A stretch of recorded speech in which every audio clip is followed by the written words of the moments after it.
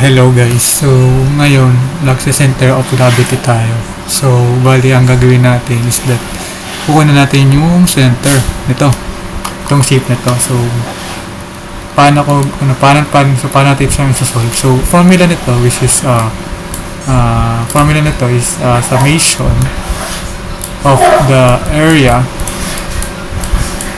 tapos multiply mo sa yung sa gitna nila, tapos summation ng total area, which is yan, equals lang saan? Sa x-axis niyan.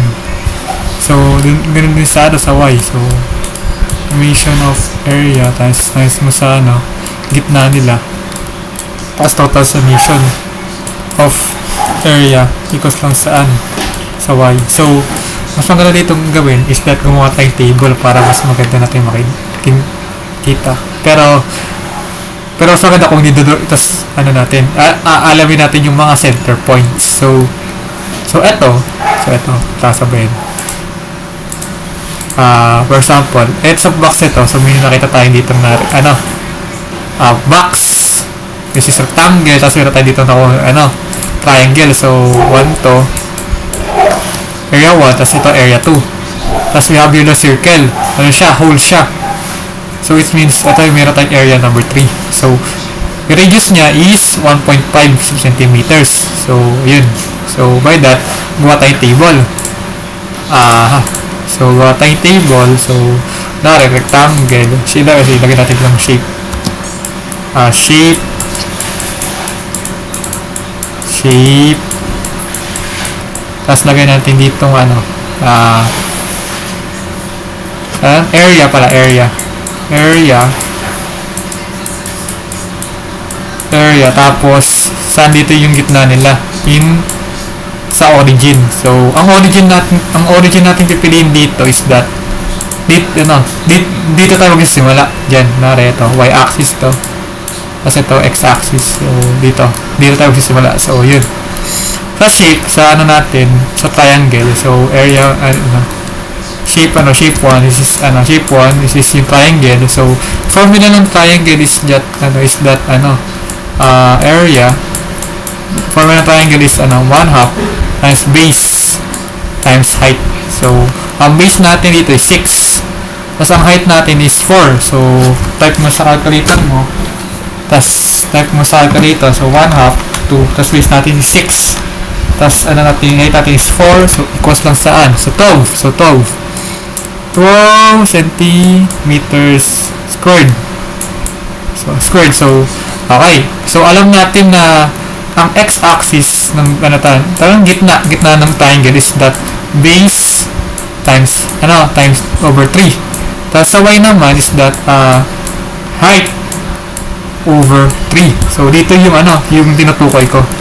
Dito siya, baka banda dito. So yun is that gagawin mo dito is that kukunin yung base. So para makuha natin x na ganun ng triangle is that gawin mo na to. So mumula ka dito, 3 plus 2, di ba? 5. So magiging 5 to find the triangle. 5 plus yung base 6, di ba? 6 tsaka 3. 3 divided by 6 is just 2. 5 plus 2. So 5 plus 2 is just 7. So 7 centimeter. Yung pinakagitna, gitna ito. Yan dito. Yan. So yun siya. Yung tinutukoy ko. So yun. So sa y tayo, sa y. So gitna ng y. So ito yung hinanap ko. Yan. So ang height, di ba? Ang height natin, di ba? Height is that height niya is 4, di ba? 4. So 4 divided mo sa 3. So 4 divided by 3 is that 1.3 yan, 1.3. So 1.33 centimeters. So yun siya. Okay na. So yun na yan. So shift to tayo, which is sa rectangle. So sa area ng rectangle is napaka-easy. So base times length times width. So ano ba yung length natin? Base natin to base natin to which is 5 Tapos ito yung width natin, length times width. So 5 divided times 4 is 20. Okay, 20 yan, 20 centimeters. So ngayon, ano natin sa x? So ano may gitna ng ng 5 dito sa rectangle. So dito. So which is 5 divided by 2, di ba? So 2.5 siya. 2.5 cm. Eh sa y naman, kalahati ng 4 dito. Ngayon, nakadali.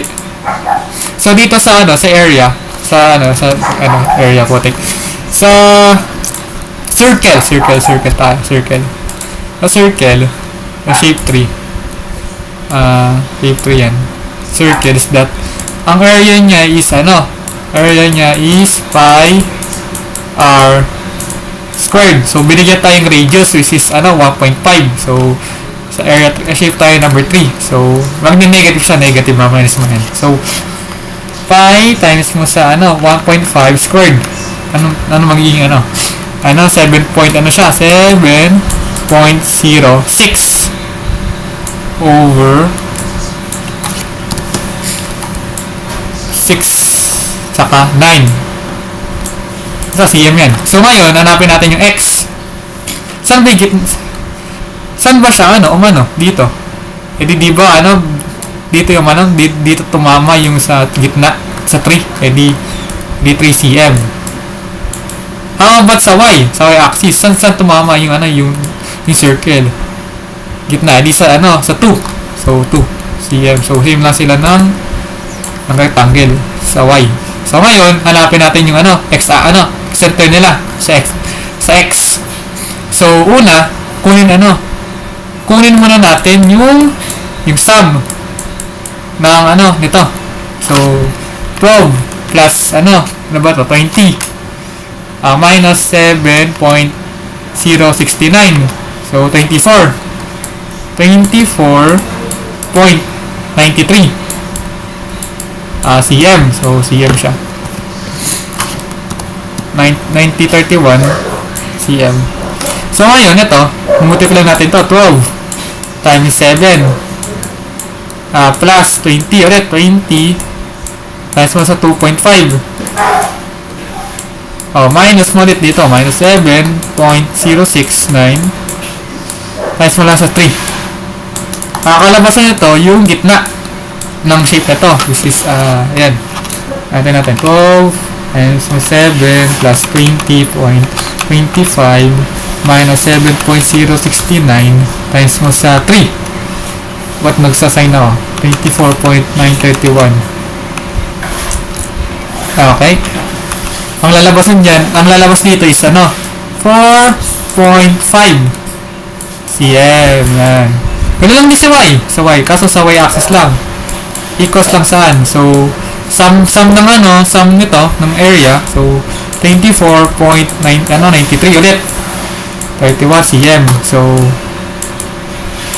ulit 12 which is triangle. So 1.33 plus 20 times mo sa 2 minus yung sa circle 0.69 times mo sa 2. Mag-i-equal lang saan? So check natin 12.12 times mo sa 1.33 plus 20 times 2 minus 7.069 times mo sa 2. Divide mo sa 24.93.1 magiging okay. So magiging siya 2.5 cm. So yun lang. So ganun lang mag-solve ng center of gravity. So ganun na siya.